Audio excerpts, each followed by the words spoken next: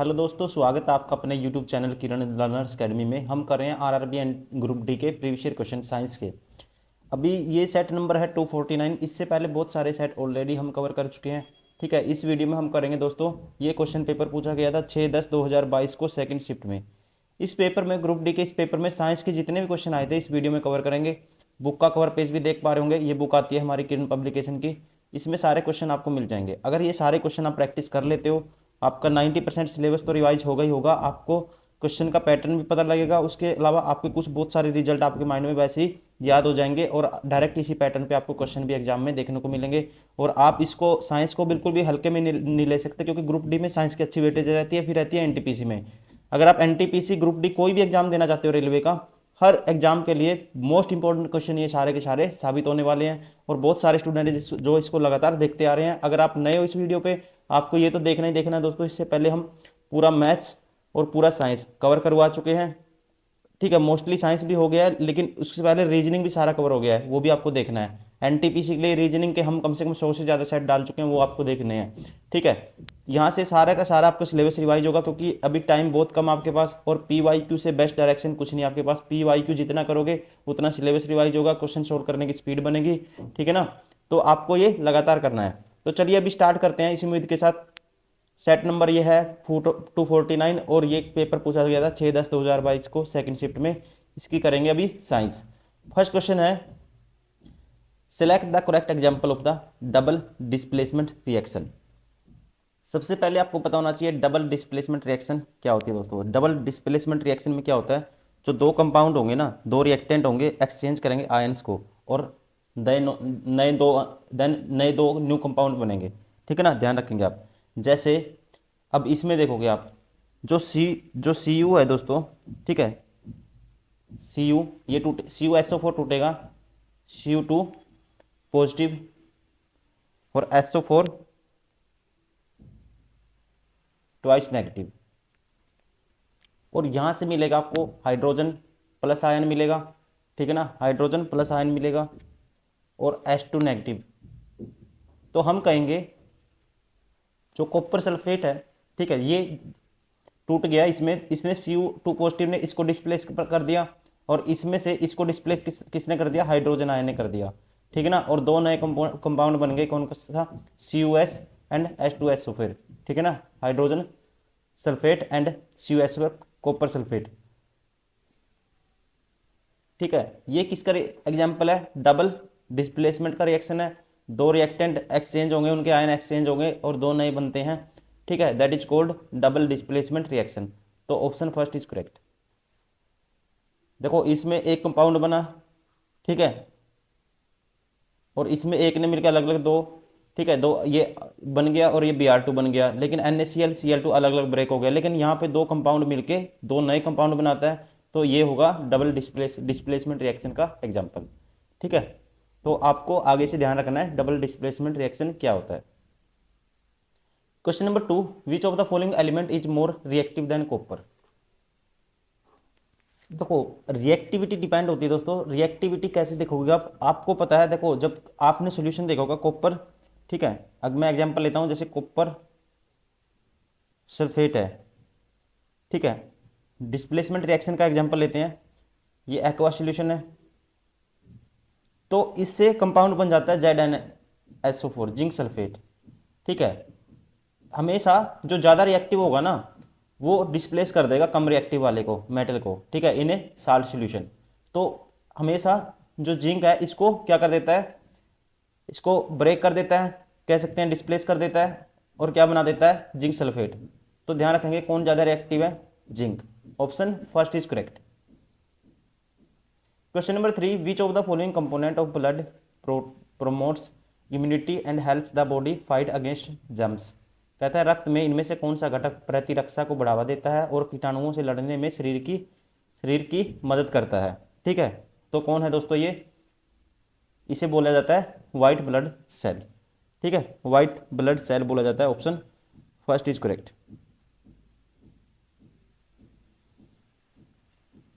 Breakdown of pyruvate using oxygen take place in the dash. तो ये किस में होता है, ठीक है, mitochondria. Option first is correct. Oxygen की मदद से पायोरेट का विघटन डैश में होता है, किस में होता है? माइटोकॉन्ड्रिया। क्वेश्चन नंबर 5, सही पहचान कीजिए। तो सही बताना दोस्तों, सही कौन सा है? Sperms containing X chromosome have 23 chromosome but sperm containing Y chromosome have 23 chromosome. पहले ही ठीक है, ठीक है, ध्यान रखेंगे। Option first is correct. X गुणसूत्र वाले शुक्राणु में 22 गुणसूत्र होते हैं, और जबकि वाई गुणसूत्र वाले शुक्राणुओं में 23 गुणसूत्र होते हैं। Question number 6, use Mendeleev's periodic table to select the correct formula for the oxides of beryllium and potassium. इनका करेक्ट फॉर्मूला क्या होता है? ठीक है, ये होता है beryllium oxide and potassium oxide. Option first is correct, BaO and K2O। Question number 7, why did Mendel study 7 different characters. ठीक है, मेंडल ने 7 अलग अलग लक्षणों का अध्ययन क्यों किया? पहला है to uncover the universal principle of the inheritance, वसांगति और सार्वभौमिक सिद्धांतों का पर प्रकाश डालने के लिए। ठीक है, to create many new varieties of pea plants to produce enough pea of. ठीक है, monastery to find out which plants were the best. ठीक है, ऑप्शन फर्स्ट सही रहेगा दोस्तों इसका। क्यों किया? To uncover the universal principle of the inheritance, मतलब कि इनहेरिटेंस मीन्स वसांगति के सार्वभौमिक सिद्धांतों पर प्रकाश डालने के लिए। Question number 8, bleaching powder is produced by the action of chlorine on. Bleaching powder means दोस्तों किसे बोलते हैं? Calcium oxychloride. कैसे बनता है? रिएक्शन क्या होती है? 2Cl2 की किसके साथ रिएक्शन करवानी पड़ती है? कैल्शियम हाइड्रोक्साइड के साथ। ठीक है, तो क्या बनता है? Bleaching powder CaOCl2। ठीक है, OCl2 ये बनता है, और कैल्शियम क्लोराइड प्लस जो एक्स्ट्रा साल्ट होंगे कौन कौन सा होगा? वाटर। तो किसके साथ रिएक्शन होती है? ऑप्शन 1 कैल्शियम हाइड्रोक्साइड होता है ये। ठीक है, option first is correct. Question number 9, the resistance of the conductor is directly proportional to its dash. ठीक है, रेजिस्टेंस डायरेक्टली किसके प्रोपोर्शनल होता है? तो किसके होता है दोस्तों? R होता है ρL/A। ठीक है, तो रेजिस्टेंस होता है directly proportional to length. Option second is correct, sorry option second is correct. ठीक है, लंबाई के। Question number 10, when blue light and red light are mixed in equal amounts. जब किसको मिलाओगे? ब्लू लाइट और रेड लाइट को। They will produce light of colour, तो वो कौन से कलर की लाइट बनाएंगे? ठीक है, तो कौन से कलर की लाइट बनाएंगे दोस्तों? ध्यान रखेंगे आप। तो ये बनती है मैजेंटा कलर की। Option 4 is correct. Question number 11, which of the following is not a carbon compound. कौन सा इनमें से कार्बन कंपाउंड नहीं है दोस्तों? देखो सारे कार्बन कंपाउंड है, लेकिन ये नहीं है। ठीक है, ये कार्बन कंपाउंड नहीं है। Option second is correct. Question number 12, which of the following chemical equation is incorrect. Incorrect आपको बतानी है। देखो पहला ठीक है दोस्तों, ठीक है, इनकोरेक्ट बतानी है आपको। देखो यहाँ पे जब आप कार्बन मोनोऑक्साइड की रिएक्शन करवाते हो हाइड्रोजन के साथ, ठीक है, तो क्या बनता है? मिथेनॉल बनता है, तो यहाँ H आएगा। ठीक है, ये इनकोरेक्ट है, बाकी सारी करेक्ट है। Option 4 is correct. आपको इनकोरेक्ट देखनी है, सबसे पहले वही ढूंढनी है आपको जो इनकोरेक्ट है। क्वेश्चन नंबर 13, ए लाइट रे passing through the dash of the lens pass without any deviation. कहते हैं लेंस के डैश से होकर गुजरने वाली प्रकाश किरण बिना किसी विचलन, मतलब कि विदाउट डेविएशन के गुजरती है। तो ये कब होता है दोस्तों? तो ध्यान रखेंगे, ये होता है जब आप लेंस में दोनों लाइन, ठीक है, दोनों लाइन कहाँ से पास होगी? ऑप्टिकल सेंटर से। ठीक है, ऑप्टिकल सेंटर होता है ये जैसे centre of curvature C1 C2, यहाँ से अगर पास होगी ना, अपोजिट डायरेक्शन है एक दूसरे से, तो लाइट क्या होगी? डेविएट नहीं होगी। ठीक है, क्योंकि यहाँ पे इंसिडेंट एंड जो इंसिडेंट और एग्जिट पॉइंट है दोनों क्या है एग्जैक्टली अपोजिट है एक दूसरे के। ठीक है, तो लाइट क्या होगी, डेविएट नहीं होगी, तो ध्यान रखेंगे। तो कौन सा होगा option, optical centre. Question number 14, the direction of the induced current when the conductor is moving in the region of the magnetic field is given by. तो मूविंग कंडक्टर है दोस्तों, ठीक है, ये किससे देते हैं हम, जब मैग्नेटिक फील्ड में आप रखोगे, जैसे फ्लेमिंग राइट हैंड रूल है, ठीक है, ये इसकी डायरेक्शन देता है। ठीक है, फ्लेमिंग राइट हैंड, एक फिंगर तो ये हो गया आपकी इंडेक्स फिंगर, ये थंब हो गया आपका। ठीक है, ये क्या हो गया, थंब हो गया, और वैसे एक मिडिल फिंगर होगी। ठीक है, तो ये यहाँ पे होता है मोशन कंडक्टर की डायरेक्शन। ठीक है, मूविंग कंडक्टर, और ये मैग्नेटिक फील्ड है, और ये करंट है। ठीक है, तो moving conductor current when the conductor is moving in the region magnetic field is given by, direction किससे देते हैं हम, फ्लेमिंग राइट हैंड रूल से। Option third is correct. Question number 15, if the length of a conductor is doubled and the area of cross section is halved the resistance will be. देखो, resistance होता है दोस्तों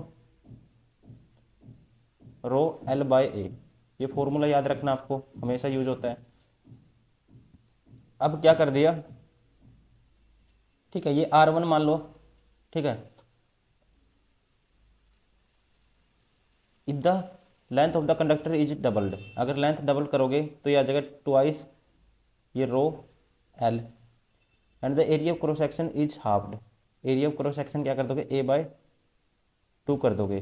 ठीक है, the resistance will B, तो resistance ये भी दो ऊपर चला जाएगा दोस्तों, ये हो जाएगा 4 रो L/A हो जाएगा, मतलब कि 4 रो L/A की वैल्यू क्या थी, R1, ये R2 है मान लो, तो ये आ जाएगा 4 टाइम्स R1। ठीक है, तो कौन सा ऑप्शन होगा, 4 times of the original value, option second is correct.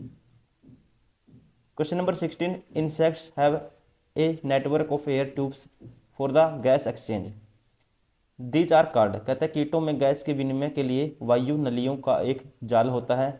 ठीक है, इन्हें डैश कहा जाता है, तो उसे क्या कहते हैं, तो उसे कहते हैं दोस्तों, ध्यान रखेंगे, क्या कहते हैं, ऑप्शन सेकंड श्वास प्राण, ट्रैकी। ठीक है, ऑप्शन सेकंड।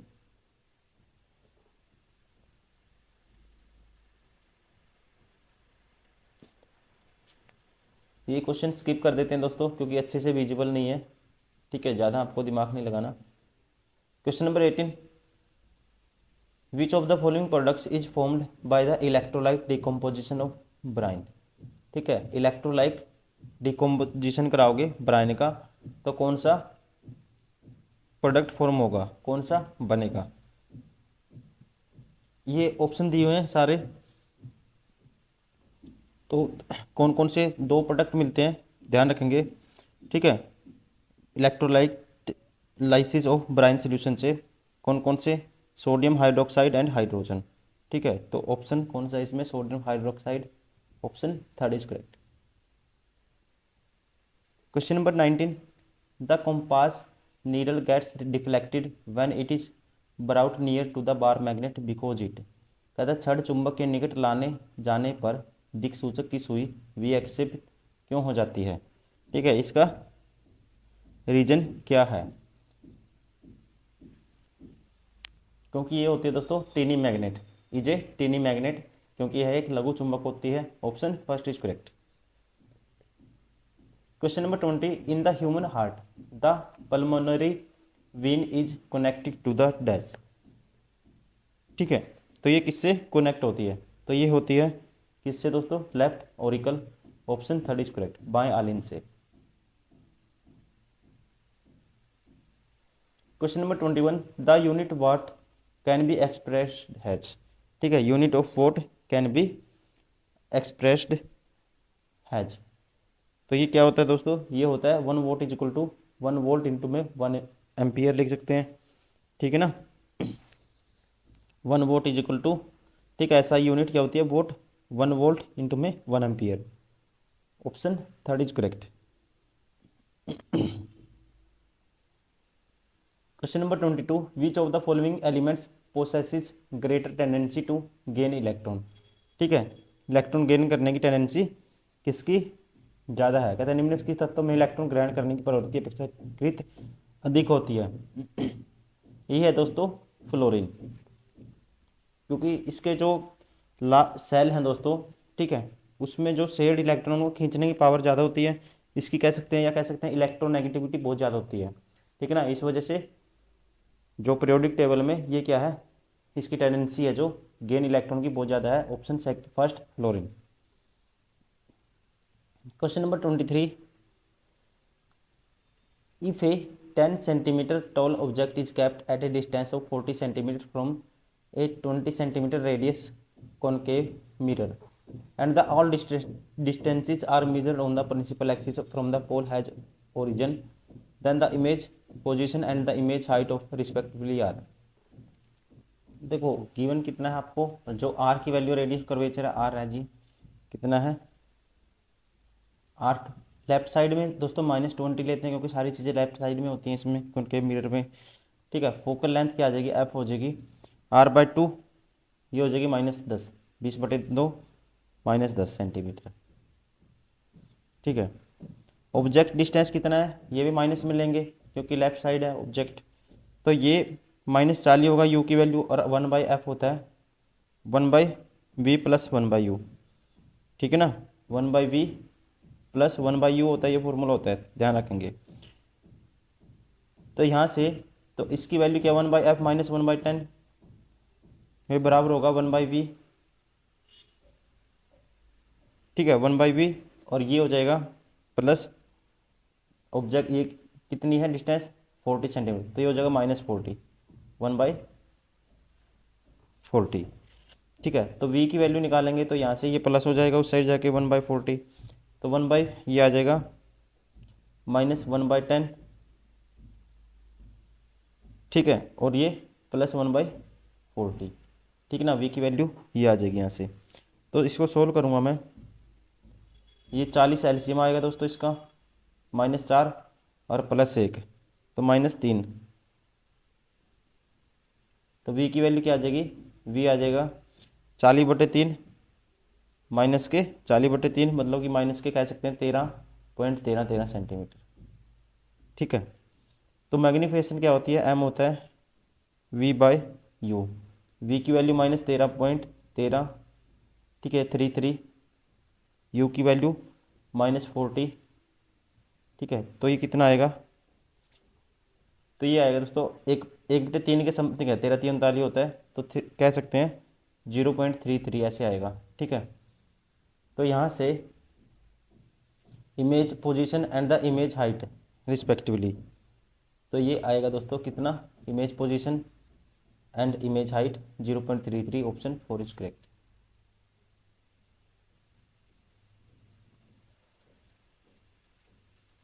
तो दोस्तों ये थे सारे के सारे वो क्वेश्चन जो इस शिफ्ट में पूछे गए थे इस पेपर में साइंस से। ग्रुप डी का एग्जाम हुआ था ये 6/10/2022 को। सेकंड शिफ्ट में जितने भी क्वेश्चन बनते थे हमने सारे कवर किए हैं साइंस के, और उम्मीद करता हूँ आप लगातार सारी वीडियो सीक्वेंस वाइज देखते आ रहे होंगे। अगर नए स्टूडेंट हो आपको ये तो देखना ही देखना है। इससे पहले जो सेट हम सारे डाल चुके हैं आपको वो भी देखने हैं, रीजनिंग मैथ, ठीक है। अच्छे से पोज करिए, प्रैक्टिस करिए, पोज करिए, प्रैक्टिस करिए, सिलेबस अपना नोट्स रिवाइज करिए, फिर मॉक टेस्ट दोगे, कुछ भी करोगे दोस्तों आपकी स्पीड भी बने क्वेश्चन सोल्व करने की, आप क्वेश्चन भी ज़्यादा अटैम्प्ट, ठीक है, आपका वॉल्यूम भी बढ़ेगा, आप क्वेश्चन ज़्यादा अटैम्प्ट कर पाओगे उससे फिर, ठीक है ना। आपकी जो क्वेश्चन अटैम्प्ट करने की जो उसमें जो नंबर ऑफ क्वेश्चन ज़्यादा अटैम्प्ट करने लग जाओगे कम टाइम में, ठीक है, अगर आप लगातार प्रैक्टिस कर रहे हो। तो चलिए दोस्तों इस वीडियो में इतना ही, मिलते हैं नेक्स्ट वीडियो में। Thank you, bye bye.